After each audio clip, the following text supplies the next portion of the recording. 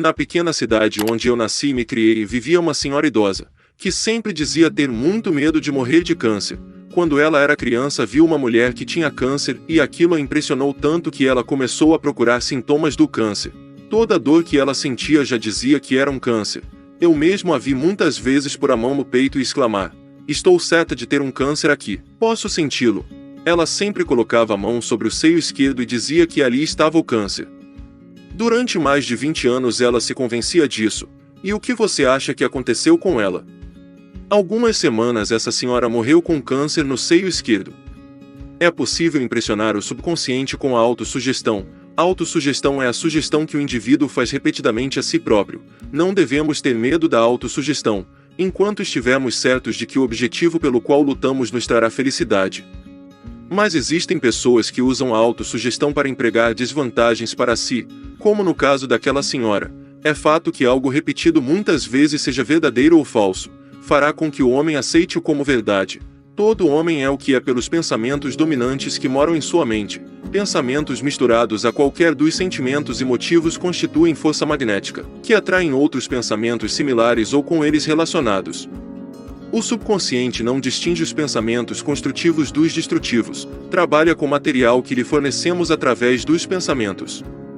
O subconsciente traduz em realidade o pensamento de medo, e traduz em realidade o pensamento de coragem. Neville Goddard escreveu: "Vi pessoas doentes ouvindo dos médicos que não havia mais o que fazer, e essas pessoas resolveram desviar a atenção da doença e elas se curaram. Em pouco tempo a chamada doença incurável desapareceu, e não deixou cicatriz. Vi pessoas endividadas no piscar de olhos pagarem dívidas montanhosas. Mude sua consciência e de repente você transformará seu mundo de escassez para um mundo de fartura. Transforme os desertos áridos do Egito na terra prometida. A vida não comete erros e sempre dá ao homem aquilo que o homem primeiro se entrega." Um dia, enquanto eu estava em meu escritório, entrou um homem mal vestido, tirou um livrinho meu do bolso intitulado Autoconfiança, e disse: "Vim falar com a pessoa que escreveu esse livro. Acredito que foi a mão da providência. Usei este livro no meu bolso ontem à noite. Eu já tinha chegado à conclusão de que não fazia mais sentido viver, pois não via esperança na vida, nem nos homens e nem mesmo em Deus. Então decidi me matar atirando-me no lago Michigan. Este livro, porém, me deu uma nova maneira de pensar, despertou a coragem e a confiança que me sustentaram durante a noite. Compreendi que se pudesse falar com o autor ele poderia me ajudar. Agora gostaria de saber o que o senhor poderia fazer por um homem como eu." Enquanto ele falava fiquei observando, e confesso que fiquei desolado pois não acreditei que fosse possível fazer alguma coisa por ele. A posição do corpo, a barba por fazer, a maneira nervosa que ele se expressava, tudo nele indicava um indivíduo desesperado. Então pedi para ele se sentar e me contar a sua história. Assim ele me contou que tinha entregado toda a sua fortuna em uma fábrica devido à guerra de 1914. Não conseguia arranjar matérias-primas para o funcionamento da indústria e como resultado foi a falência. A perda da fortuna o abalou tanto que ele abandonou a esposa e os filhos. E diante de tanta tristeza, agora pensava em suicídio. Assim que ele terminou de me contar sua história, eu lhe disse: "Olha, eu realmente queria te ajudar, mas não há o que fazer." Ele ficou pálido e baixou a cabeça. Então esperei alguns segundos e falei: "Já que eu não posso fazer nada pelo senhor, vou te apresentar uma pessoa aqui neste edifício. Se esse homem estiver de acordo, poderá ajudá-lo a reconquistar sua fortuna." Mal acabei de falar, ele pulou da cadeira e pegou em minhas mãos e exclamou: "Então me leve até esse homem, pelo amor de Deus." Assim levei ele até o laboratório e deixei que ele visse a sua própria imagem refletida num grande espelho. Apontei para o espelho e disse: "Aqui está o homem ao qual eu queria apresentá-lo. Esse homem é a única pessoa no mundo que poderá ajudá-lo." Então ele ficou se olhando e começou a chorar.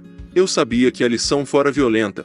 Assim levei ele até o elevador e ele saiu. Pensei que nunca mais iria vê-lo de novo e duvidei que aquela lição o ajudaria. Mas alguns dias depois encontrei ele. A transformação foi tão grande que quase não o reconheci. Estava caminhando com passos firmes com a cabeça erguida. Já não tinha mais aquela aparência de abatimento e de velhice. Estava vestindo uma roupa nova, passava impressão de prosperidade e se sentia próspero. Então ele me contou que naquele dia que me procurou, apesar de sua aparência abatida, conseguiu emprego com salário de $3.000 por ano, e o seu empregador lhe adiantou dinheiro suficiente para comprar roupas novas e enviar um pouco para sua família. Ele disse: "Parece até um sonho." quando lembro que até há uma semana eu havia perdido a esperança, a fé e a coragem. E estava pensando em suicídio. Eu estava indo até seu escritório contar-lhe as boas novas. Um dia desses, quando o senhor menos esperar, irei fazer uma visita já como triunfador. Levarei comigo o cheque assinado com a quantia em branco e o senhor poderá escrever a quantia que desejar, pois me salvou apresentando-me e a mim mesmo. Apresentou-me a um eu, que eu nunca tinha visto. O senhor me mostrou o meu verdadeiro eu. Muitas pessoas se assemelham a um cavalo arreado. Observe que até um garotinho tem domínio sobre o cavalo arreado. Se o cavalo tivesse consciência da força que tem, ninguém teria poder sobre ele. Um cavalo se acostuma tanto aos arreios que simplesmente não percebe que possui força suficiente para se libertar se quiser. Se as pessoas entendessem que possuem poderes e que podem se libertar, elas não permaneceriam diante de tanto sofrimento. Muitas pessoas também se assemelham a um grande elefante, amarrado por uma pequena corda. Certa vez um homem viu um enorme elefante com uma das pernas amarradas por uma pequena corda, a uma estaca cravada no chão. Ele ficou confuso com o fato. Era óbvio que o elefante poderia a qualquer momento se libertar de suas amarras, mas por alguma razão não se libertava. Então o homem viu o treinador por perto e ele perguntou: "Por que aquele elefante não tenta fugir?" "Bem", disse o treinador, "quando ele era menor usamos uma corda do mesmo tamanho para amarrá-lo. Quando pequeno ele tentou se soltar várias vezes, mas não tinha força suficiente, e à medida que cresceu foi condicionado a acreditar que não poderia se soltar. Ele acredita que a corda ainda pode segurá-lo, ou então ele não tenta se libertar novamente. O fato é que aquele elefante poderia a qualquer momento se libertar de suas amarras se quisesse, mas ele acreditava que não podia. É isso que acontece com muitas pessoas que ficam presas a uma situação, porque acreditam que não têm poderes para se libertar.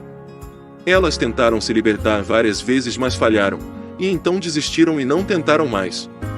Segundo Neville Goddard, os problemas só se mantêm vivos porque você acredita neles. Duvide deles e eles desaparecerão. Na verdade, é que tudo que existe na vida de uma pessoa foi decretado por ela, e enquanto ela não acreditar que pode mudar sua vida, as coisas continuarão exatamente como estão.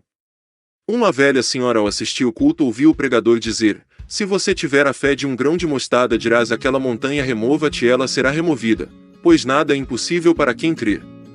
Naquela noite, ao fazer suas orações, ela citou essa parte das Escrituras e foi dormir. Ao acordar de manhã, ela correu para a janela e exclamou: "Eu sabia que aquela velha montanha ainda estaria lá." Talvez esta velha senhora não tenha percebido, mas sua fé funcionou, pois ela sabia que a montanha ainda estaria lá.